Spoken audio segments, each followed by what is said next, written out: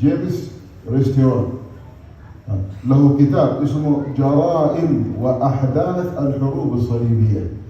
Ini juga yang menyentuh, memberi kesan kepada seorang orang tadi juga, yang mana dia mempunyai satu kitab, satu buku yang bernama jenayah yang berlaku di zaman peperangan salib. يقول إن التاريخ لا يقف إجلالا.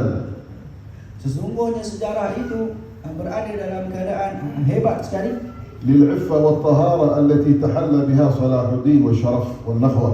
yang mana di dalam keadaan aifah terjaga dan juga suci, yang mana yang dibawa oleh Salahuddin Al-Ayyubi. وإن التاريخ مهما تقادم ومهما طال به زمن لا يذكر هذه الأخلاق الشريفة العالية.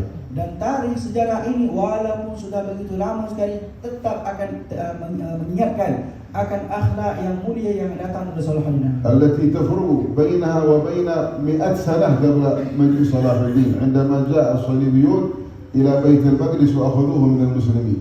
Yang ianya membezakan apa yang datang 100 tahun sebelum itu, yang mana ketika mana orang-orang tersalib merampas daripada orang-orang Islam Baitul Maqdis. وما فعله جودي فيري واحد هذا من قوات الحملات الصليبية هذا.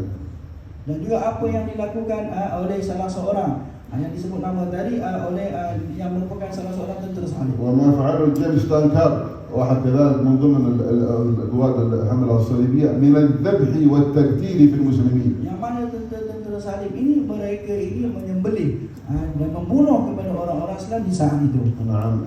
والفضل ما شهدت به الأعداء. Dan juga kelebihan yang ada pada Salahuddin disaksikan oleh musuh-musuhnya sendiri. وهذه الأيام نرى هذه الأخلاق الآن موجودة في من يجاهد في أرض غزة. Dan akhlak seperti ini kita lihat ada pada orang-orang yang sedang berjihad di bumi Gaza, في أرض فلسطين.